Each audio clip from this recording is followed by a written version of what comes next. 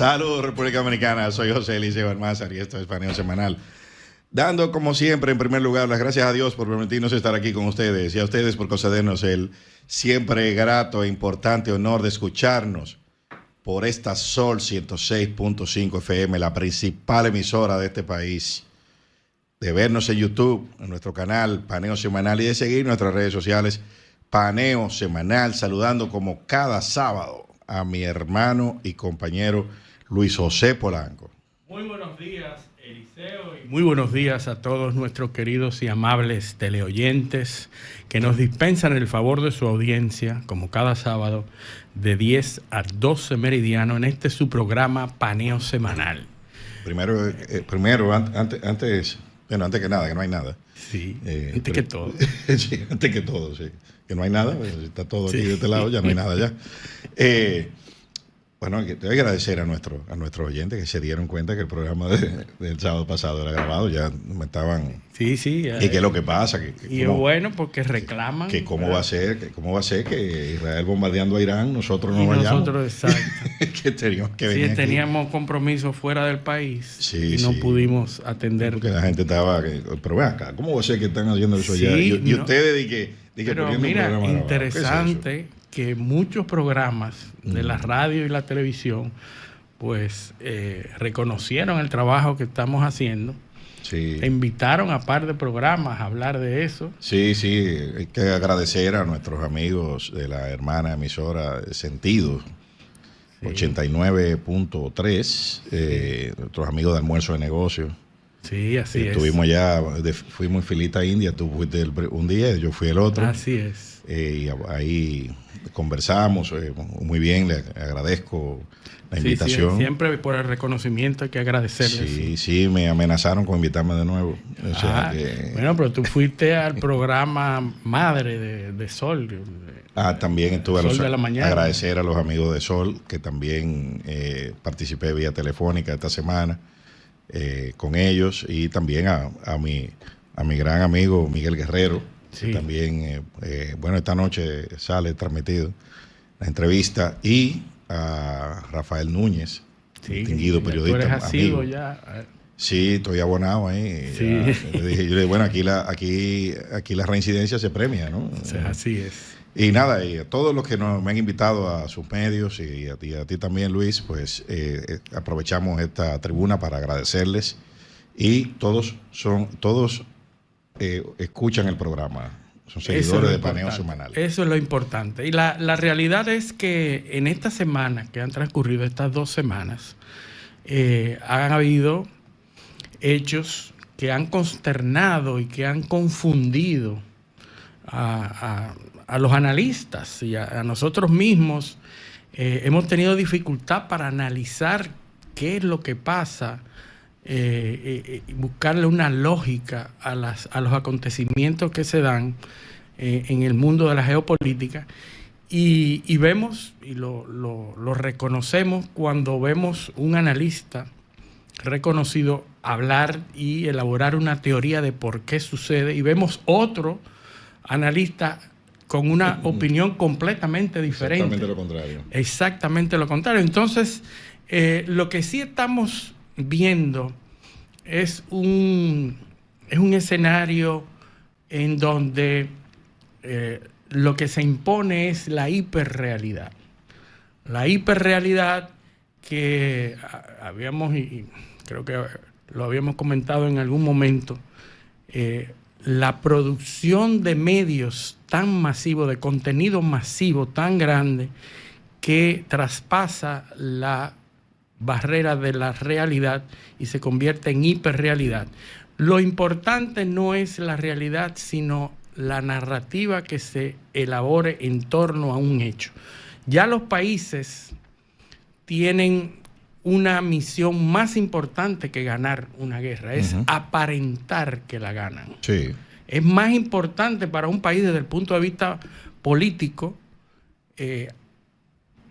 elaborar una narrativa en donde ganan siempre. Claro. Por eso hemos estado viendo que Israel, en este conflicto que ha estado liderando los titulares, dice que se cumplieron los objetivos, que están tranquilos, que pudieron erradicar la producción de armas nucleares, del programa nuclear de Irán.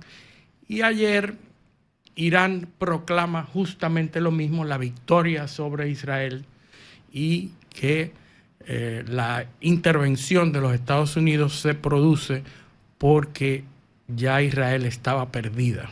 Y que la única lógica de que Estados Unidos haya intervenido era porque Israel estaba derrotada. Fíjense cómo dos narrativas gobiernan una misma realidad. Y eso lo relacionamos mucho con este autor, filósofo postmodernista, Jean Baudrillard. Jean Baudrillard, francés, y escribió un libro en 1981, Simulacros y Simulación. Simulacros y simulación hace el símil entre lo que es un simulacro. En el simulacro no existe una realidad, se crea una especie de realidad, un simulacro. Y una simulación está basada en una realidad. Entonces el simulacro y la simulación, dos realidades, dos escenarios diferentes, pero uno es más importante que la realidad, no necesita una realidad. Un simulacro no necesita una realidad, mientras que la simulación se basa en reproducir una realidad. Y entonces hay discursos interesantísimos sobre los cuales se crea toda una filosofía. La filosofía postmodernista se da en torno a esto. Habla sobre esas realidades. La hiperrealidad es aquella en donde el contenido que se crea es más grande, más importante y más relevante que la realidad. Es lo que está pasando. Y justamente escribe en un libro que tiene que ver con guerra, que se llama La guerra del Golfo no tuvo lugar, no sucedió. Lo que sucedió fue un simulacro de guerra o una simulación, porque él decía que hasta ese momento, hasta el momento de donde se da la guerra del Golfo, no se percibía ni se experimentaba la guerra de la misma manera. A partir de ese momento, la guerra comenzó a ser un teatro, una forma de enseñar hechos y esconder hechos. Se esconde y se enseña en función de los intereses de los países y de las potencias involucradas. Entonces, yo les recomiendo que busquen ese libro, porque es el libro que todo el mundo va a hablar y que realmente es relevante para lo que estamos viendo en términos de la guerra. La realidad basada en imágenes, discursos y símbolos. Una realidad que se construye en base a realidad, en base a discursos y símbolos y imágenes. Lo que pasa es que también, recuerda, esto es un concepto que se ha manoseado mucho. De hecho, hay una frase que se atribuye a Churchill. Dice que en la guerra la primera víctima es la verdad. La verdad, así es. Pero es una frase que él toma de los historiadores griegos antiguos, ¿no? Entonces, hay un filósofo francés que nosotros hemos mencionado aquí, Gilles Deleuze, La sociedad del espectáculo. Así es. Donde él resume el postulado primario de él es que el parecer es más importante que el ser. Entonces, y nos vamos entonces, hay muchas...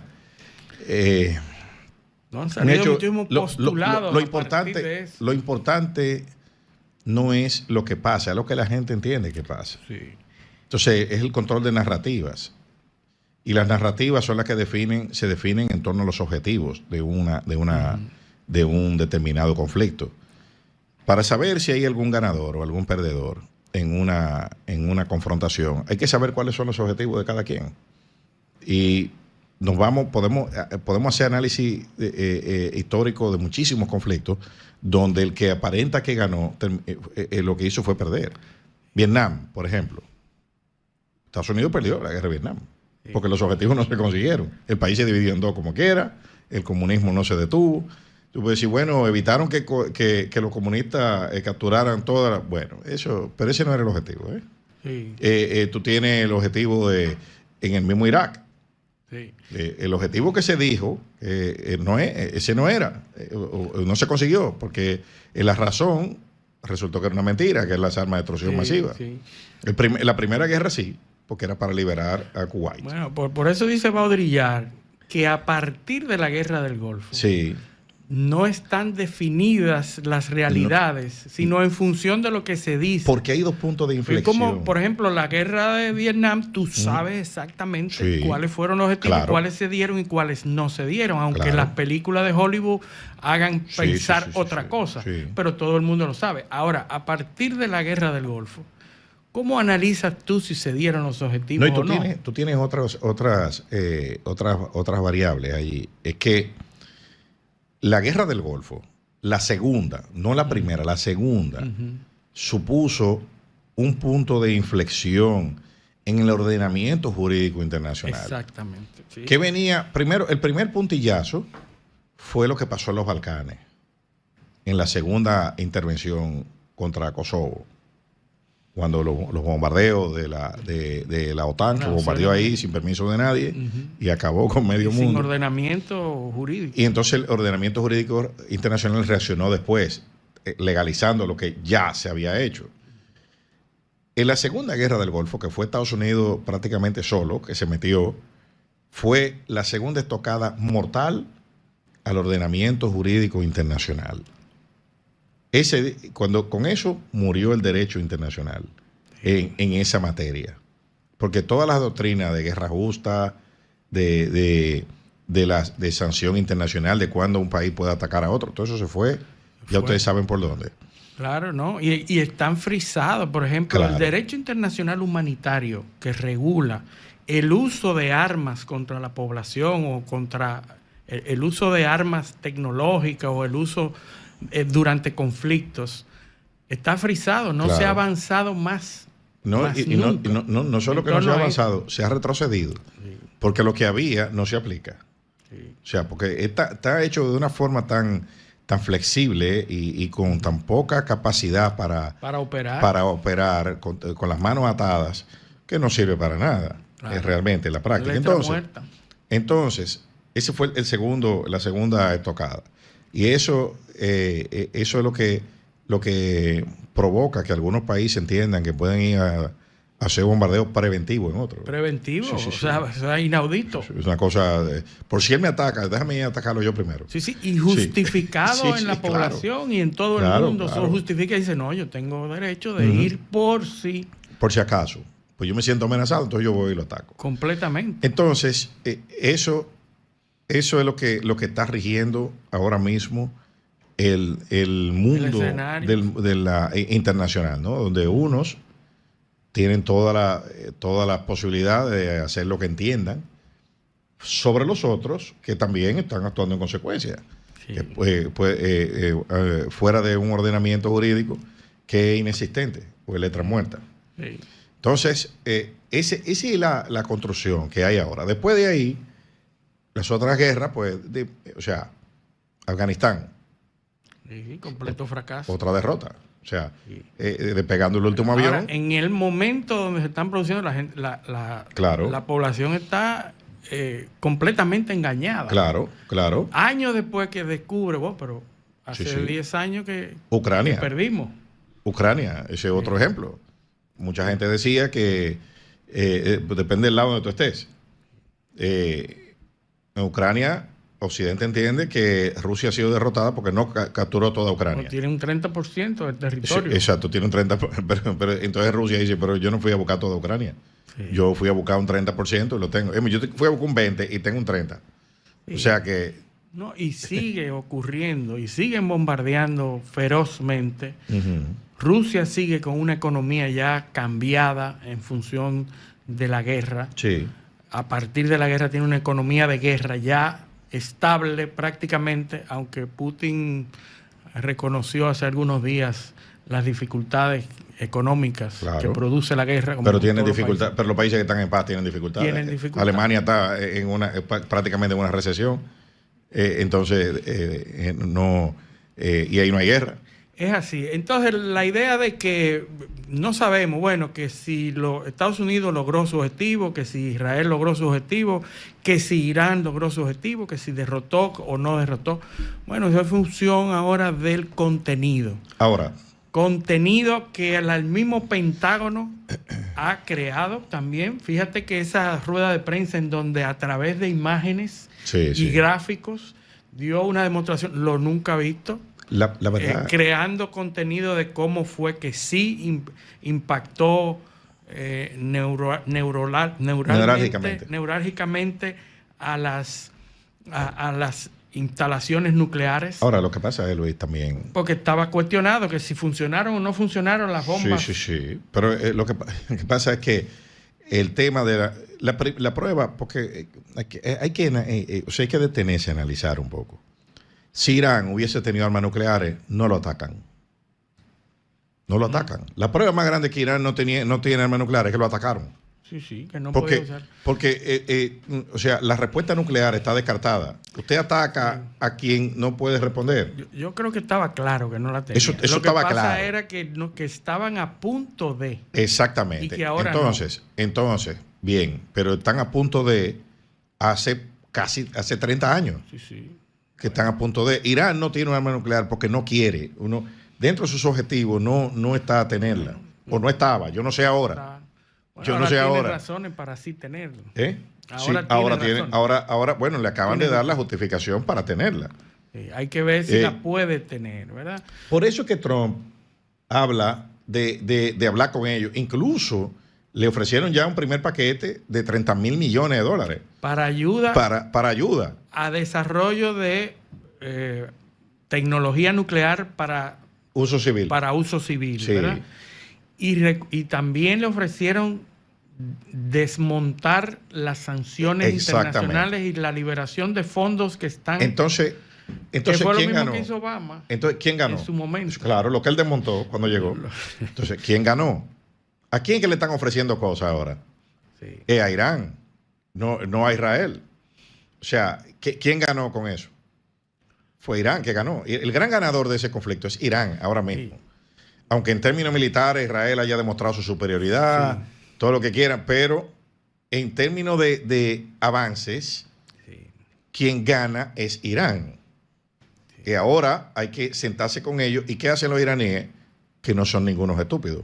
Dicen, no, ahora yo no voy a hablar.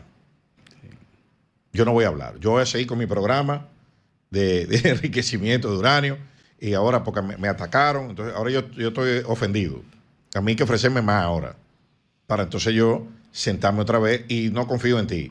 Tú tienes que dar algo adelante para restaurar la confianza y yo volverme a sentar contigo, porque estábamos sentados y tú dejaste que me bombardearan y después fuiste y me bombardeaste.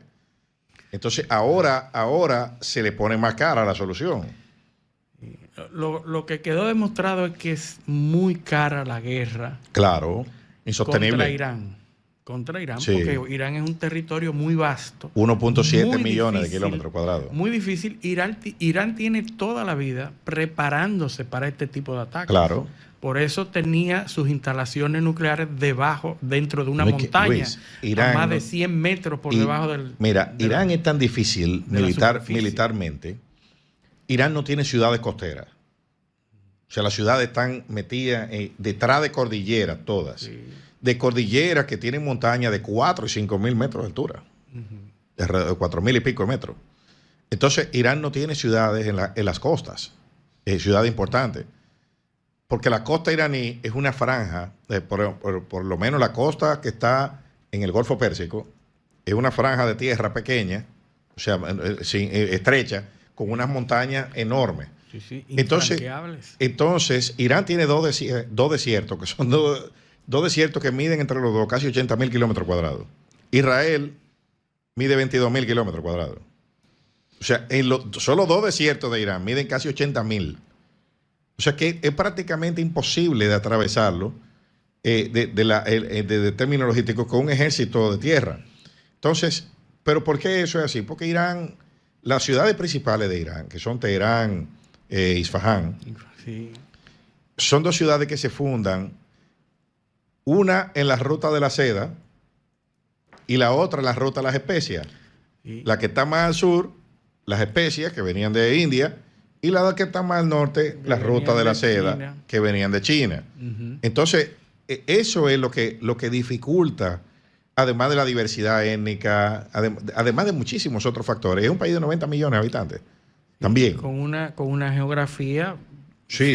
Entonces, eso infranqueable. Entonces, ¿qué es lo que pasa con Israel? Que nosotros lo hemos dicho aquí muchísimas veces. Miren, la campaña de Gaza, desde el punto de vista militar, el éxito es muy cuestionable.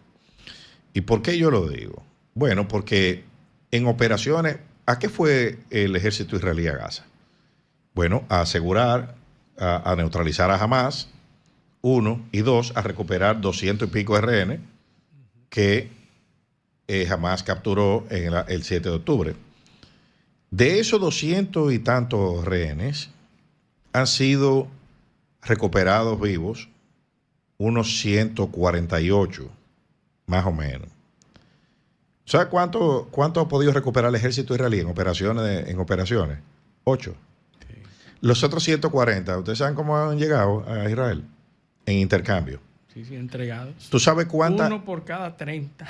2.400 prisioneros palestinos han tenido que entregar los israelíes para que le devuelvan a 140 de sus ciudadanos. Mira, hay muchas teorías. Mira, perdón, Luis. Sí. O sea, han vaciado prácticamente las cárceles israelíes de gente a la que ellos ya tenían procesados y condenados por terrorismo. Se lo han tenido que devolver a Hamas a cambio de sus ciudadanos. Y hay entre 18 y 20 rehenes que ya con el territorio ocupado de Gaza completo prácticamente, y con prueba de vida que están vivos, no lo han podido localizar. Eso lo han volteado, lo han destruido todo, y no aparecen esos rehenes que saben que están ahí.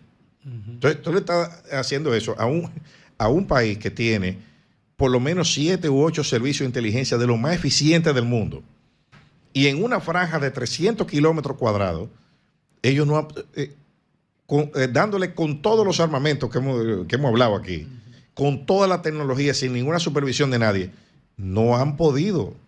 Es que no es fácil. Tú sabes lo que tú rescatas con más de 55.000 muertos que hay ahí ya, ¿eh? Sí. Tú solamente has podido rescatar 8 rehenes. Obviamente que eso no se ha logrado, ¿verdad? Pero lo que está pasando en Gaza, que estamos todos distraídos con Irán. Sí. Pero lo que sigue pasando en Gaza es la muerte casi de 100 personas diarias. ¿Diaria? 100 personas diarias por hambre, ¿verdad? Por... y las matanzas en el reparto de ayuda. En los repartos de ayuda, que convocan a la gente y lo ametrallan. Bueno, donde hay puntos de entrega de ayuda, siempre hay intercambios de disparos donde se mueren. Entonces, te decía ahorita que hay muchas teorías de lo que ocurrió aquel octubre fatídico, que si había un trabajo interno. Yo pienso que ha sido la vergüenza más grande que ha pasado Israel. Sí. La vergüenza de haberse producido esa operación, y que esa vergüenza los ha hecho reaccionar de la forma que están haciendo, porque no pueden resolverla. Es una vergüenza internacional al orgullo israelí. No, y a la noción de invulnerabilidad. O sea, de que nosotros somos los mejores. Bueno, entonces, pues te atacamos en el centro, en el corazón de tu... Entonces, todas estas acciones son derivadas de esa vergüenza que significa haberse producido eso. porque no estamos hablando ni justificando a los terroristas que cometieron y perpetraron esos actos de barbarie. Actos de barbáricos. Pero lo que sí sabemos es que la reacción que ha tenido Israel frente a la población civil, amén de que los terroristas la tomen de escudos como de escudos humanos, esa reacción es una reacción en represalia por esa vergüenza, por esa burla que se siente. Y en esas culturas, porque nosotros analizamos siempre las cosas en función de una cultura cristiana occidental. Sí, porque la fuente, la fuente proveedora de moral en Occidente es el cristianismo. Que Oriente Medio y esas culturas islámicas y la misma judía también, porque la historia está ahí, está basada en un orgullo, en una superioridad, en algunos casos, étnica y teológica. Sí, sí. Mi Dios es más poderoso que el tuyo. No, y que además yo estoy aquí porque Dios me puso aquí. Esto es mío. ¿Entiendes? Esto es un mandato divino. Dios dijo que era mío y no tuyo. O sea, no dijo que era de todos, era solo mío. Y todo lo demás se supedita a esa idea. No, es que tú no incluyendo la vida humana. Es que la existencia de, o sea, según esa concepción de en lo superior y ligada a los aspectos teológicos, niega el derecho de la existencia del otro. Sí, sí. Es que se supedita. Todo lo demás se supedita a eso. Claro, es que esto es mío aquí y tú no tienes derecho a existir. No ni siquiera a estar aquí, no a existir. Es más importante que lo demás, porque la vida humana tiene valor, indiscutiblemente, pero no más que el mandato divino de yo estar aquí. Es más importante. No, que Dios dijo que tú no puedes estar aquí. Entonces, esa es la lógica que gobierna esa área. Ahí, por eso Irán tiene un gobierno teocrático. Claro, porque Irán niega el derecho de existir de Israel. Idénticamente. Es lo mismo. Exacto. Entonces, nosotros al analizar la filosofía cristiana, en donde la vida es lo más importante, ¿verdad? Está los dos mandamientos principales. Amarás a tu Dios por encima de todo. Claro. Amarás a tu prójimo como a ti mismo. A tu prójimo como a ti mismo. Dos. Claro. ¿Verdad? Y la religión del perdón, de la redención, de que todos tenemos derecho. Y de poner la mejilla. Sí. Entonces es otra cultura. Entonces no la podemos analizar en función de eso. Entonces, eso que está pasando ahí, y ya sabemos los problemas de justicia que tiene Netanyahu, sale de ahí y probablemente va para la cárcel. Pero mira, una cosa, Netanyahu, del gabinete de guerra que hay en Israel, Netanyahu es el más moderado, ¿tú sabías eso? Sí. Porque Ben-Gvir, ¿cómo que se llama? Yoav Galant, esa gente, mira, o sea, busquen un video en YouTube para que ustedes vean cómo es que esa gente habla. Mira, los bombardeos iniciaron desde Israel el día de la boda de su hijo. De su hijo, sí. Ese mismo día. Entonces él utilizó eso. Muchos hablan de la boda roja. De la boda roja del Juego de Tronos, que utilizó una boda para acabar con todo el mundo. Sí. Es decir, que esa es la mentalidad de lo que está pasando ahí y que no la podemos analizar desde un punto de vista cristiano. Pero también, y sé que tenemos que irnos a la pausa ahora, pero también tenemos que hacer un poquito de preámbulo, porque esto, recuerdan que Trump estuvo por allá hace un mes y pico, y para Trump aterrizar por ahí, tuvo que rendirse prácticamente en Yemen. Sí, conversó con él y negoció con él. Y desde ahí se sabía, y los yemenitas no tienen capacidad para articular la estrategia de ataque y defensa que le montaron a Estados Unidos, que tuvo que echar para atrás. Desde ahí se sabía que Irán no era un enemigo fácil. Sí. Porque a un proxy, que es Yemen, lo pusieron en una posición que Estados Unidos tuvo que retirarse. Trump, y que obligó a Trump a reconocer la valentía de los yemenitas. Trump se levantó un día, no, ganamos Yemen, ya no vamos. Sí. O sea, pero dice... No, que son gente muy valiente. Sí, pero dice, yo tengo que reconocer que encontramos una resistencia ahí más dura de la que estimábamos, que es un pueblo muy valiente y que tenían armamento con el que no contábamos. Y además los saudíes nos engañaron, porque nos dieron 64 blancos para eliminar y no encontramos ninguno. O sea, esa fue la declaración de Trump para justificar su victoria en Yemen. Pero eso vamos a seguirlo analizando cuando vamos a la pausa. Esto es Paneo Semanal, no le cambien. Paneo.